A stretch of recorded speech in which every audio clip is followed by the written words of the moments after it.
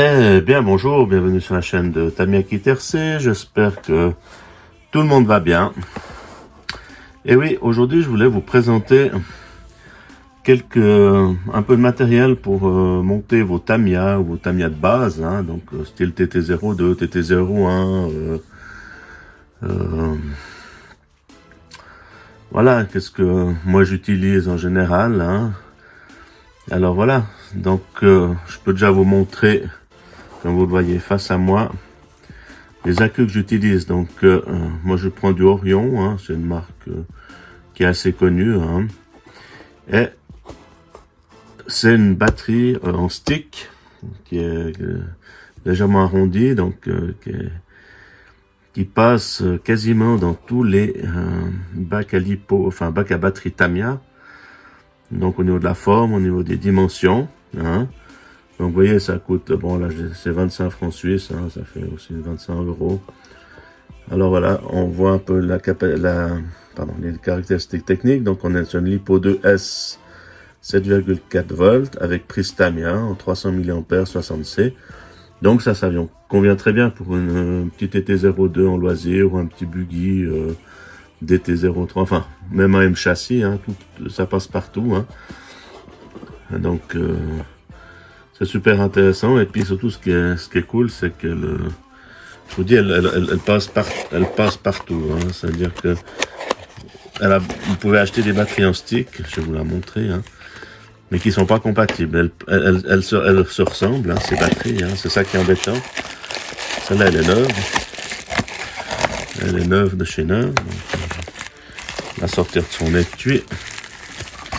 Hop, regardez-moi. Donc voilà, elle est sous cette forme-là, donc en stick, et puis légèrement, on va dire ovale, hein. Enfin, ouais, ovale c'est un grand mot, mais arrondi sur les angles. Donc elle passe dans tous les bacs, comme je le répète, dans tous les bacs de batterie de chez Tamiya. Donc la prise d'équilibrage et la prise Tamiya. Donc je trouve que c'est une super batterie. Et puis pour du loisir, hein, je me répète, ça va super bien.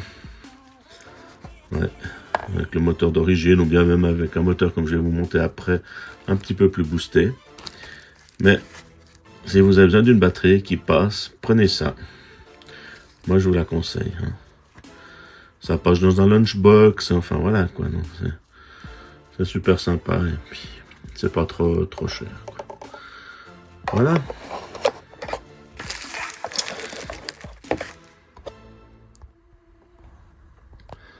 Ensuite là on a un petit combo de ce Surpass Hobby, je vais y arriver, acheté entre 25 et 30 balles sur des sites, hein. Donc c'est marqué brushless, mais c'est pas un brushless, hein. Donc je savais à l'achat, hein, c'est un moteur brushed, mais aussi un passe-partout qui ira bien pour un petit peu optimiser vos Tamiya de base, hein. Donc je vais essayer de l'ouvrir. Voilà. Je crois que on l'a déjà vu ce moteur, mais je vous le remonte quand même, hein. Donc c'est un moteur brushed à charbon. Et là, en l'occurrence, il est en 13 tours, donc un super moteur pour une Tamiya de nouveau, hein, un TT02, enfin bref, hein, pour vos Tamiya de base. Si vous voulez mettre quelque chose de plus costaud que le Sportune ouais, on va mettre le 540 d'origine, hein. Vraiment un moteur très sympa, hein. J'ai déjà fait des vidéos avec, alors j'avais fait des vidéos cet été avec, hein. Effectivement, quand il fait 40 degrés, ça chauffe un peu, hein, c'est du brushed, hein. On n'est pas sur l'efficience d'un moteur brushless, mais franchement, si vous pouvez regarder mes vidéos, hein, j'ai fait une vidéo avec l'Audi, ça fonctionne très bien, hein. Ensuite, en combo, il est vendu avec un petit variateur aussi, donc hop, ça roule. Voilà, un petit variateur qui est sous cette forme-là. Aussi un Surpass. Et puis en 60 ampères avec la prise Tamiya, hein. Donc ça ressemble un peu à un Hobby-Wing, je pense que c'est un rebadge, hein. Après je peux pas vous garantir, hein. Mais franchement c'est nickel, hein. Moi, pour une 25-30 euros, hein, le combo, hein. Ça mange pas de pain et puis ça fonctionne déjà pas mal. Ensuite, si vous roulez pas beaucoup non plus, là j'ai une série de cerveaux. Alors on est sur du cerveau low cost, hein. Voilà. Mais on est sur du Futaba quand même. Donc le SU300, hein, donc déjà en digital. Le problème, c'est que ça vaut 10 et 12 francs ou euros. On est quand même sur une bonne marque, mais il a la pignonnerie plastique, hein, donc il est pas... Voilà, je pense que c'est un bon cerveau à usage, voilà, pas intensif, hein, vous l'utilisez de temps en temps pour sortir vos Tamiya ou comme ça. Mais bon, hein, ça fait le job. Et puis, je crois que c'est des 4 kilos. Vous en sortez à moindre coût, hein. Alors moi, je vous conseille ça. Après, il y a d'autres cerveaux, hein. Peut-être on paye un tout petit peu plus cher, mais ils ont déjà la sortie pignon métal. Enfin voilà quoi. Mais ça c'est déjà pas mal, hein. Là j'ai acheté un lot de 3. Donc il n'y a pas un beau carton, hein. Vous les recevez dans des sachets. Alors voilà, donc c'est le cerveau, c'est les Futaba SU300 standard digital, donc ils sont déjà pas mal, hein. Ok. Voilà, on est toujours sur les options, hein, que je conseille pour débuter avec une Tamiya. Donc là, on est sur les roulements à billes. Là, en l'occurrence, c'est pour un TT02. Vous avez la référence. Encore une fois, hein, si vous roulez avec le moteur à lait d'origine, pas de souci avec les bagues d'origine, mais même à la longue, moi je vous conseille, même avec le moteur d'origine, de mettre ça comme option, les roulements. C'est l'option principale, hein, pour rouler, pour s'amuser sur le parking, hein. C'est vraiment, moi je trouve que c'est bien, ça maintient la transmission en bon état, pas d'usure, et puis ça permet longévité de la transmission, hein, peu importe le moteur. Mais c'est sûr que si vous mettez un brushless ou bien même le moteur que je vous ai montré avant, il faut mettre les roulements, hein. Donc ça c'est une option importante, la seule option qui est très importante pour une Tamiya, hein. Peu importe les châssis, peu importe ça c'est pour le TT02, mais voilà, maintenant vous avez aussi des châssis un petit peu plus évolués chez Tamiya, oui, vous fournissent les roulements, enfin, là, je parle vraiment des châssis de base, hein.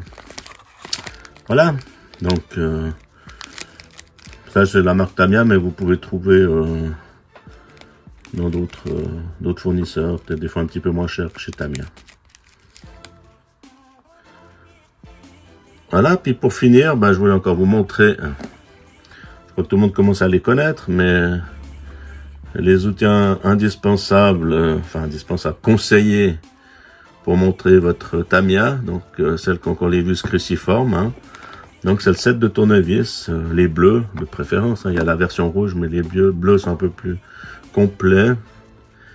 Donc là, au fait, pour vous expliquer, donc là vous avez votre kit de tournevis avec quasiment tous les modèles qu'il vous faut pour monter votre kit.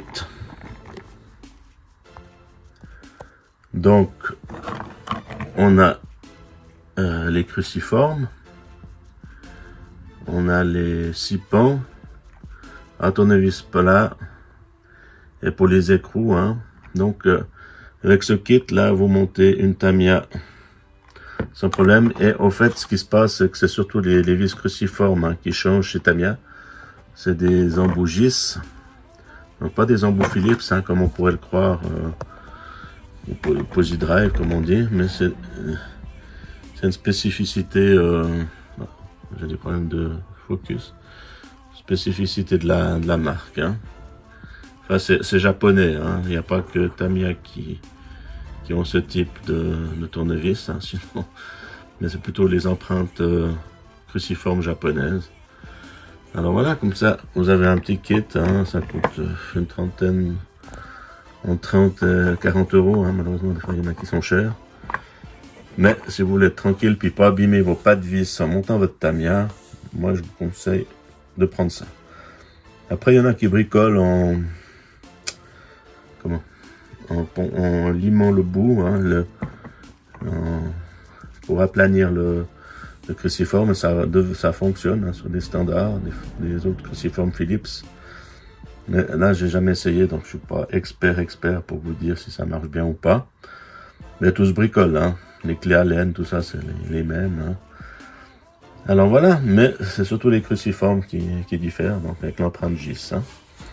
Ok, mais écoutez, je vous ai montré 2-3 produits que j'utilise pour monter mon équipe Tamiya, hein. Voilà, ça fonctionne très bien. On n'est pas dans la performance et la compétition, on est d'accord, mais on est quand même à des coûts réduits d'utilisation, hein. Ça marche. Il y a tellement de kits Tamiya, alors si on en a plusieurs, si on a une électronique de base, ça fonctionne très bien avec tout ce matériel, hein. Après, je vous ai pas encore montré des radios, hein, mais moi j'utilise aussi une radio bas de gamme, hein. Je peux vous la montrer, hein. Donc voici la radio que moi j'utilise, hein. Donc là, on est sur la marque HRC, donc R4D10, hein. Donc c'est un rebadge d'une FlySky, hein. Donc ça c'est un ancien modèle, hein, de chez FlySky. Maintenant ils ont fait des plus modernes, hein. Mais bon, cela fonctionne très bien, hein. Ça, je sais pas, une quarantaine de francs ou d'euros, hein. Donc ça dépend des sites. Là vous avez toute la programmation possible, il y a tout ce qu'il faut, model name, reverse, l'expo, l'ABS. On est pas mal, hein.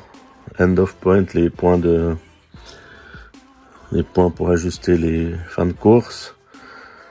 Non, franchement, ça s'est éteint. Mais bref, on a tous les réglages de base, voire même un peu plus, hein. Même, je crois que c'est une 3 voies, hein. La troisième voie, si vous mettez des LED ou voilà, les trims. Franchement, pour un petit budget, hein. Puis je sais qu'on trouve, les récepteurs d'origine, il faut compter une vingtaine d'euros, mais je sais que sur des sites chinois, vous pouvez les trouver à 10 francs pièces, hein, pour cette radio. Donc c'est un rebadge de FlySky, hein. C'est HRC qui fait ça, hein. Je sais que ça se trouve un peu partout. Et puis voilà, c'est assez costaud. On l'a bien en main, hein, franchement. Et puis je vous dis, hein, si vous avez plusieurs kits Tamiya, hein, comme moi, ça évite de faire des gros frais, hein, chez Sanwa ou chez Futaba. Bien sûr, c'est des meilleures radios, hein. Mais là, on est sur tout du matériel entrée de gamme et qui, à mon avis, suffit largement pour vos Tamiya, pour vous amuser. Puis même le petit 13 tours, là, vous pouvez aller voir la vidéo sur l'Audi, hein, je me répète, ça tourne assez bien. Ouais. Après, si vous voulez investir dans un brushless, hein, bien sûr, hein, on peut aller aussi en brushless, hein. Sur un TT02 full roulement, vous pouvez mettre jusqu'à 4500 kV sans problème. Voilà. Mais j'ai fait des vidéos là-dessus aussi, hein, sur les moteurs brushless. Je vous ai fait aussi un descriptif sur la marque Robitronic que vous pouvez aussi aller voir dans mes vidéos. Voilà. Écoutez, je vous souhaite une bonne journée, un bon visionnage, et puis j'espère que ça peut vous aider un peu. Et puis si vous avez aussi des conseils, puis d'autres matériels à me proposer ou à me donner des idées, c'est toujours avec plaisir. Vous pouvez me laisser dans les commentaires. Voilà. Écoutez, je vous dis à bientôt et puis bon visionnage. Merci. Au revoir.